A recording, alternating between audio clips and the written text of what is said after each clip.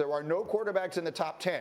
How many do you have going in round one overall? I've got 5 quarterbacks going, so it's going to be a unique year, and I think 3 are pretty much locked in. And the first quarterback I had coming off the board was to Pittsburgh at number 12, and that's Pitt quarterback Kenny Pickett, who reminds me a lot of Mac Jones in terms of his final season, such great pocket presence, fast processor, and very accurate throwing the football. Doesn't have the mobility of some of these other guys. And then just after that at 13, I had Washington taking Matt Corral from Ole Miss, who's had a tremendous last couple of years under Lane Kiffin in that offensive system, gets the ball out in a flash, can extend, make plays. He's tough, he's mobile, but he's undersized, and there's some durability concerns long term. And then the third quarterback is Malik Willis, going to Denver a few picks later at number 17 overall. They're in a division with Patrick Mahomes and Justin Herbert. They need to bring in a playmaker. Willis is still a little bit mechanical as a passer, but he is a dynamic athlete who I think will continue to develop. The fourth quarterback is Desmond Ritter from Cincinnati, and this guy's just a winner. He's got a big arm, he's got some mobility, his accuracy can be up and down at times, but you can work on that and improve upon that. But I think Ritter would be, for the Saints and Sean Payton, a great landing spot if they decide to move on from their current quarterback situation. And then finally, I had Sam Howell going to the Lions at number 25 overall, the second. I picked number 1 overall, you mentioned. Take Aiden Hutchinson, I believe, from Michigan. And then Howell, the quarterback from North Carolina, might be the most physically gifted quarterback, but the performance and play has been up and down. He lost 4 players at running back and wide receiver to last year's draft, and he just wasn't the same quarterback this past year with a lot of young guys in terms of the running game and his receivers around him this year. All right, so there you see them, 5 quarterbacks, same number we had last year, although by number 15 last year, all 5 of them had come off the board. This time, as you see, McShay projecting them to go a little bit later. And I'm going to bring the rest of the crew in here in a minute, Todd, but I'll start by asking you this question. As I look at the teams that are likely to pick in the top 10, one of them that does, and I'm going to switch up the order here, Allie, for the way we had planned this, because you make me think of this here. One of them that might be interested in a quarterback would be the Giants, who will have 2 picks in that first round. And they're going to have a big decision to make on Daniel Jones. Are any of these quarterbacks that you just listed here, Todd, based upon what you're projecting their final grade to be, and I know you have a lot of work left to do, are any of them worthy of going as high as the Giants figure to be picking? I don't think so. I really would have the first 3 quarterbacks, Pickett, Corral, and Willis in the first round. And then to me, Ritter and Howell would be second rounders.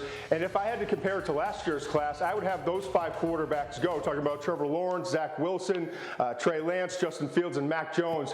The first quarterback for me would come after those 5.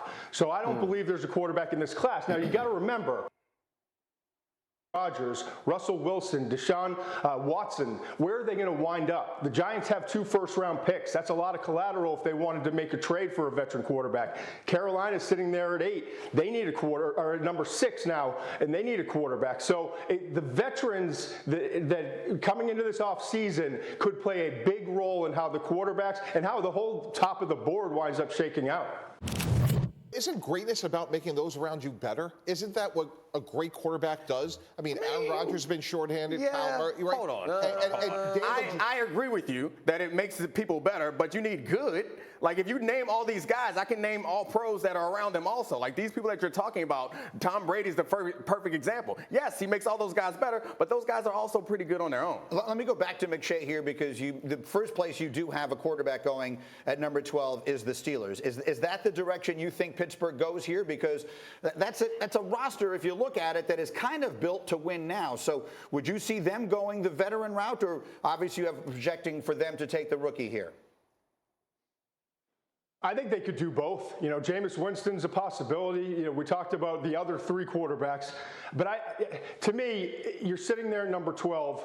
That's where you got Roethlisberger a long time ago. I think you look at this quarterback bunch, and you got a chance for these quarterbacks to fall. Now, maybe you have to get a little bit aggressive and move up 1 or 2 spots if you're hearing that a team like Washington is trying to move up ahead of you. But ultimately, that's where I think these quarterbacks start to come off the board. It's after the 10th pick in the first round. And yes, they can win now, I get it, but they've got to get the quarterback of the future. They've tried a little bit, Mason Rudolph, they've gone some other directions. They don't have that guy. So now's the time to bring in a quarterback. Maybe it's a rookie and a veteran that can compete for next season.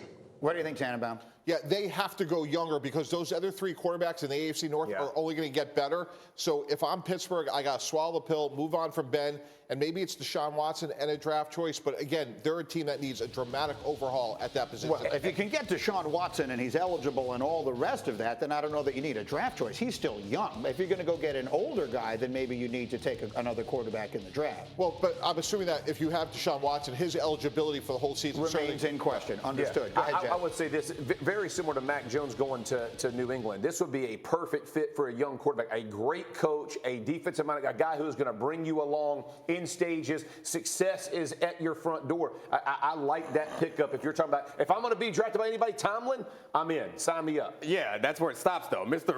Run the ball, they can't run the ball. That puts their best players are receivers, and the reason why run the ball. The reason why Mac Jones is having a lot of success is because they can run the ball and take the pressure off them. You put a quarterback in that situation for that offense to succeed, you're going to have to throw the ball because they can't seem to run the ball, and their best weapons are all on the edge.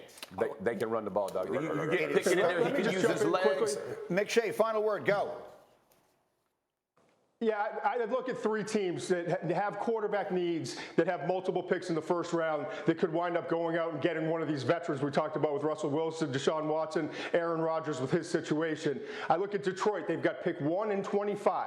You look at the Giants right now. They have picks 5 and 7 in the first round. And then also the Eagles. I know that Jalen Hurts has made strides this year, but if you're talking about one of those 3 guys, you have 3 first-round picks that you can use to try to go and get a star quarterback and could instantly change the organization for the Eagles. Yeah, I don't think it's clear, or I should say I do think it's clear from the way McShay has sort of positioned this, that none of these guys feels like you take this guy instead of Jalen Hurts. Maybe you go out and you try and get yourself one of these star players. Again, thank you for watching ESPN on YouTube. For live streaming sports and premium content, subscribe to ESPN+.